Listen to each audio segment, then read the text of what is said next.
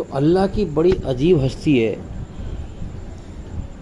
کہ ہمیشہ سے زندہ، قائم، دائم، نہ اللہ کی شروعات ہے نہ انت ہے۔ ایسا بادشاہ ہے وہ کہ ہم اس کی مخلوق ہیں، پیدا کی ہوئی چیزیں ہیں۔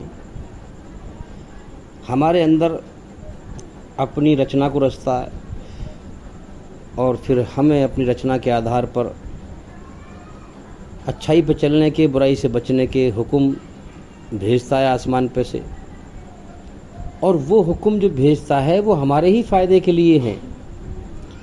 اللہ تعالیٰ سنسار کا سچا مالک ہر نفع نقصان سے پاک ہے۔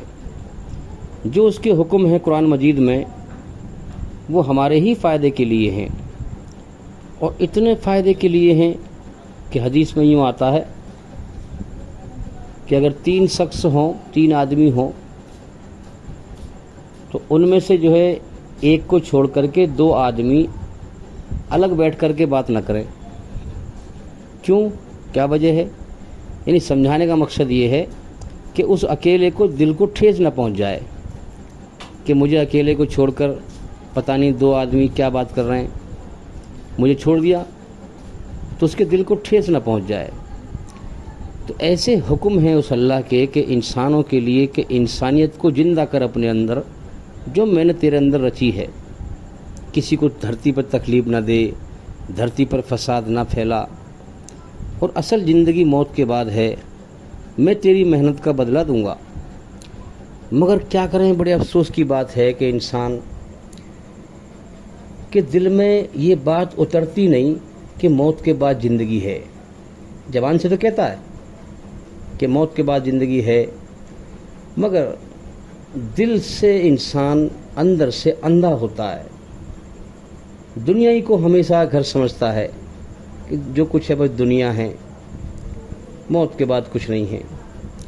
آج بڑی حیرت کی بات ہے کہ آج کا مسلمان اللہ کے ساتھ باہر کی فراڈ بازی کر رہا ہے، نہیں اندر کی فراڈ بازی کر رہا ہے۔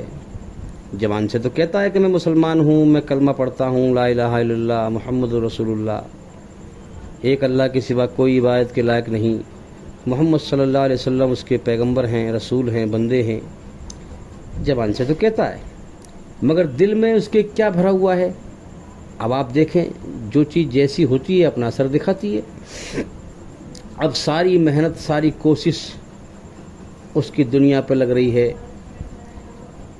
زبان سے تو کہتا ہے کہ موت کے بعد زندگی ہے، بھئی ایمان لاؤ اللہ پر، تقدیر پر، فرشتوں پر، آخرت پر۔ تو زبان سے تو کہتا ہے کہ موت کے بعد زندگی ہے، آخرت ہے، مگر دل میں اس کی یہ بات نہیں ہے۔ اگر دل میں نہیں ہے، کیا ثبوت ہے اس بات کا کہ انسان کی ساری کوشش، ساری محنت بجائے آخرت پہ لگنے کے دنیا پہ لگ رہی ہے، دنیا ہی کو ہمیشہ گھر سمجھ رہا ہے، اور اسلام کی ایک رسم ادا کر رہا ہے، ریتی رواج بن کے رہ گیا ہے اسلام۔ آج لوگ نماز پڑھتے ہیں، وہ ریتی رواج کی طرح سے پڑھتے ہیں، قرآن پڑھتے ہیں بنا سمجھے، ریتی رواج کے طور سے پڑھتے ہیں، قرآن کو سمجھ کے نہیں پڑھتے۔ اللہ تعالیٰ ہدایت کہاں سے دے؟ جو انسان اپنی بھاشا میں اللہ کی مرضی کو سمجھے کہ میرا رب مجھ سے کیا چاہتا ہے، میں کیسا جیون جیوں، میں کیسے اس کی مرضی پہ چلوں، تو انسان سمجھ کے پڑھے قرآن کو اور سمجھے حدیثوں کو، اللہ کی مرضی کو سمجھے، جبھی تو اللہ ہدایت دے گا۔ مگر لوگ کیا کرتے ہیں، وہ ریتی رواج ادا کر رہے ہیں، اس سے ہدایت نہیں ملتی، اور ساری محنت، ساری کوشش دنیا پہ ہو رہی ہے، اٹھتے بیٹھتے، سوتے جاگتے، چلتے پھرتے، ہر وقت دنیا کی فکر، ایسی زندگی کی فکر جو زندگی کبھی بھی ختم ہو سکتی ہے، اس کے ختم ہونے کا اگلے پل کا بھی بھروسہ نہیں ہے۔ زندگی ختم، دنیا بھی ختم، مگر انسان بڑا عجیب ہے کہ انسان دھوکے پہ ہی نگاہ لگا کر رکھتا ہے، حقیقت کو نہیں دیکھتا، اس کائنات کی حقیقت پہ غور نہیں کرتا کہ یہ دنیا موت کا گھر ہے۔ انسان اپنی زندگی میں ہزاروں انسانوں کو جو ہے اپنے کندھے پر اس کے جنازے کو لے جاتا ہے، ارتھی کو لے جاتا ہے، اس کا انتم سنسکار کر کے آتا ہے، اسے دفنا کے آتا ہے قبرستان میں، مگر اپنی موت سے پھر بھی بے ہوش رہتا ہے، بے خبر رہتا ہے کہ آج مر کے یہ جا رہا ہے، کل کو میرا بھی نمبر ہے۔ اگر انسان غور کر لے، موت کے ہوش میں آ جائے، انسان اگر موت کے ہوش میں آ جائے تو تو ہنسنا بھول جائے گا، ہنسنا بھول جائے گا۔ آج لوگوں کو دیکھ رہے ہیں کہ لوگ ہنس رہے ہیں ٹھٹے مار مار کر۔ پہلے قومیں آئیں، نبی آئے، پیغمبر آئے، انہوں نے قوموں کو سمجھایا کہ لوگوں یہ زندگی بیکار ہے، تمہاری جان اللہ کے قبضے میں ہے، تمہارا ایک مالک ہے، تم بنا مالک کے آزاد نہیں ہو، لہٰذا تم اپنے آپ کو آزاد سمجھ کر زندگی مت جیو، تمہارا ایک مالک ہے، اصل زندگی اس نے موت کے بعد رکھی ہے، یہ زندگی اس نے تمہیں امتحان کے لیے دی ہے، لہٰذا اپنے اندر اس کی رچنا کو مت بگاڑو، اس کی رچنا کے آدھار پر اچھائی پہ چلو، برائی سے بچو، اور میں پیغمبر ہوں، میں تمہیں حکم سناتا ہوں اس کی بنائی ہوئی رچنا کے آدھار پر کہ اس طرح سے اچھائی پر چلو اور اس طرح سے برائی سے بچو۔ دو راستے ہیں تمہارے پاس، یا تو اپنی منمانی کر لو یا اپنے رب کو راضی کر لو، اپنے رب کی مرضی پہ چل لو۔ جو اپنے رب کا مطلب پالنے والا، جو اپنے رب کی مرضی پہ چلے گا وہ موت کے بعد سورگ میں جائے گا، جنت میں جائے گا، ہمیشہ کامیابی کا جیون پائے گا اس دنیا کے بدلے میں۔ اور جو اپنے من کو راضی کرے گا وہ جہنم کی آگ میں جھونکا جائے گا، جہاں سزا ملے گی اس کو۔ تو بڑا عجیب منظر ہے کہ آج کا مسلمان اندر کا فراڈیا ہے، فراڈ بازی کر رہا ہے اللہ کے ساتھ۔ زبان سے تو کہتا ہے کہ میں مسلمان ہوں، میں آخرت کو ماننے والا ہوں، میں اللہ کو ماننے والا ہوں، مگر اس کے کرموں سے دکھتا ہے کہ وہ فراڈ ہے، وہ نہ اللہ کو مانتا ہے نہ آخرت کو مانتا ہے، وہ صرف ریتی رواج ادا کرتا ہے، اور اصل میں اس کی ساری محنت، اگر وہ اللہ کو ماننے والا ہوتا، آخرت کو ماننے والا ہوتا، تو اس کی ساری محنت آخرت کمانے پہ لگتی، اللہ کو راضی کرنے پہ لگتی، مگر اصل حقیقت کیا ہے کہ اس کی ساری کوشش، ساری محنت دنیا پہ لگ رہی ہے اور دین کی رسم ادا ہو رہی ہے۔ اس لیے آج کا مسلمان اندر سے فراڈ ہے، اور غیر مسلمان باہر کا فراڈیا، باہر کا وہ زبان سے منع کرتا ہے میں تو مانتا ہی نہیں ہوں ایک اللہ ہے، میں تو مانتا ہی نہیں اسلام کو، میں تو مانتا ہی نہیں اس اپنے بنانے والے سچے مالک کے حکم اسلام کو، قرآن مجید کو، اس نے صاف انکار کر دیا۔ اور مسلمان جو ہے یہ کہہ کر بھی کہ میں مانتا ہوں اور پھر اندر سے فراڈ بازی کر رہا ہے، تو بھئی یہ کیا ہوگا؟ اللہ کسی پر ظلم نہیں کرتا، جو کچھ انسان دکھ تکلیف پریشانی بھگتتا ہے یہ اس کے کرموں کا ہی پھل ہوتا ہے، تو لہٰذا اللہ ظلم سے پاک ہے۔ یہ زندگی بڑی بیکار ہے، کبھی بھی ختم ہو سکتی ہے، روز اس دنیا میں کروڑوں انسان مرتا ہے، پتہ نہیں ان میں سے ہمارا نمبر بھی لگا ہوا ہو، کیا بھروسہ ہے؟ تو لہٰذا یہ دنیا ہمیں چھوڑنی ہے، اس بات کو پہلے ہی سوچ لیں، پہلے ہی غور کر لیں کہ چھوڑ کے جانا ہے، اس دنیا کے نشے سے باہر نکلیں۔ نشہ بڑا خطرناک ہے، زندگی بالکل بیکار، اور جینے کی تمنا ہمیشہ کی ہے، جینے کی حسرت ہمیشہ کی ہے۔ انسان کو سوچنا چاہیے، غور کرنا چاہیے، سچائی پہ نگاہ جمانی چاہیے۔ انسان اندھا ہو کر مال دولت کی دوڑ لگاتا رہتا ہے، غور نہیں کرتا ہے۔ تو کیا عجیب اس مالک کی قدرت ہے کہ دنیا کو موت کا گھر، دکھوں کا گھر، بیماریوں کا گھر، خطروں کا گھر، غموں کا گھر، مصیبتوں کا گھر، گندگی کا گھر، خود گندگی سے انسان کو پیدا کیا، بنا دیا ہے دکھوں کا گھر، موت کا گھر، اور یہاں رات دن لوگ مرتے ہیں، ہاسپٹلوں میں لوگ دکھوں میں، بیماریوں میں لین ہیں، ہاہاکار مچا پڑا ہے۔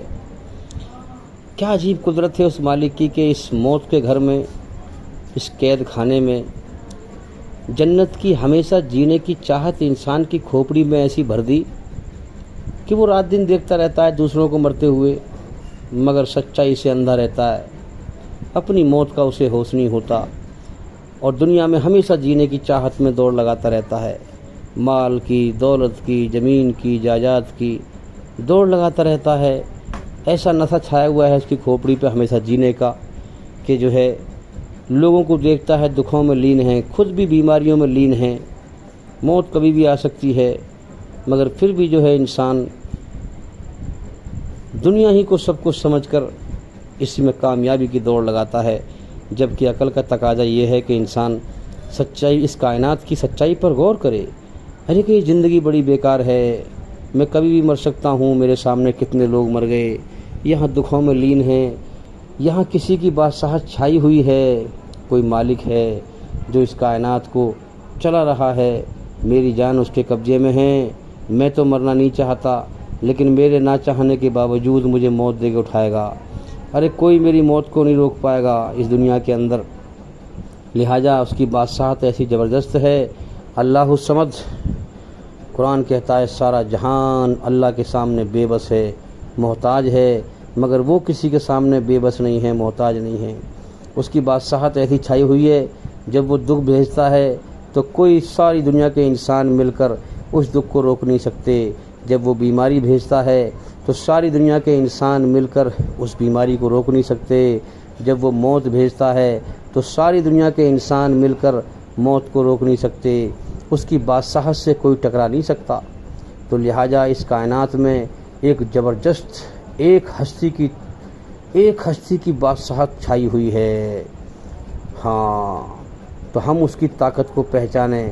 وہ دن نکال دیتا ہے تو ہم کرم کرنے لگ جاتے ہیں، دن نکال دیتا ہے تو ہم کام کرنے کے لیے چلے جاتے ہیں، نہ نکالے تو کام کہاں سے کریں گے؟ رات کر دیتا ہے تو آرام کرنے لگتے ہیں۔ اس لیے ہم اس کی بادشاہت میں، اس کی غلامی میں جی رہے ہیں۔ ہمارا ایک مالک ہے، اس کو پہچانیں۔ ہم دنیا میں بنا مالک کے اپنے آپ کو آزاد نہ سمجھیں، آزاد سمجھ کر جیون نہ جئیں، ورنہ موت کے بعد بڑا بھینکر انجام ہے۔ وہ ایک عجیب بادشاہ ہے، اپنی مخلوق پیدا کرتا ہے، اس کے اندر اپنی رچنا کو رچتا ہے، پھر اسے جیون جینے کا طریقہ سے بتاتا ہے، پھر اسے جو ہے پیغمبر بھیجتا ہے، سمجھاتا ہے۔ جو ڈر جاتا ہے اس کا کام بن جاتا ہے، وہ جہنم کی آگ سے بچ جاتا ہے۔ جو نہیں ڈرتا، گھمنڈ دکھاتا ہے، اللہ کو بھول جاتا ہے کہ میری جان اس سے قبضے میں ہے، اور اللہ کی بادشاہت پہ غور نہیں کرتا، اللہ کا خوف اس کے اندر نہیں ہوتا، میرے بھائیوں مرنے کے بعد جہنم کی آگ میں جھونکا جاتا ہے، تباہ کر دیا جاتا ہے۔ تو اس لیے ہم دنیا میں زندہ ہیں۔ کلو نفسین ذائقۃ الموت، ہر جاندار کو موت کا ذائقہ چکھنا ہے۔ اس مالک نے قرآن مجید میں اعلان کر دیا کہ سب کو موت دوں گا، سب کو موت کا ذائقہ چکھنا ہے۔ موت کا ذائقہ چکھے بغیر کوئی بچ نہیں سکتا۔ جتنے مر گئے انہوں نے چکھ لیا، جو دھرتی پر موجود ہیں یہ چکھیں گے، مریں گے، سب مریں گے، کوئی نہیں بچے گا۔ کتنے مرتے ہیں، کتنے دنیا میں آتے ہیں۔ تو اللہ تعالیٰ ایک بڑا عجیب بادشاہ ہے کہ اپنی مخلوق کو پیدا کرتا ہے آسمانوں پر، اور پھر اس سے اقرار کراتا ہے کہ میں تیرا رب ہوں، میں پالنے والا ہوں، اور پھر وہ یاد بھلا کر دنیا میں بھیج دیتا ہے۔ ہر چیز انسان کے اپنے کنٹرول میں رکھتا ہے، جان انسان کے اللہ کے قبضے میں، ہر چیز اللہ کے قبضے میں۔ انسان کو فری ول دیتا ہے، چھوٹ دیتا ہے اچھائی برائی پہ چلنے کا، پھر پیغمبر کو بھیجتا ہے، اپنے حکم بھیجتا ہے، اپنی بنائی رچنا کے آدھار پر۔ جو ڈر جائے وہ اسے کامیاب کر دیتا ہے، جو نہ ڈرے گھمنڈ میں آ جائے اسے جہنم میں پھینک دیتا ہے۔ تو میرے بھائیوں، اللہ تعالیٰ سب کو موت دے گا، سب کو لوٹ کے اللہ ہی کی طرف جانا ہے، اس کو راضی کریں، اور ہمارے چینل کے اندر جا کر کے ایک ایک کر کے سبھی ویڈیو دیکھیں اور سنیں، تاکہ جلدی سے جلدی اندھکار سے نکل کر روشنی میں آئیں۔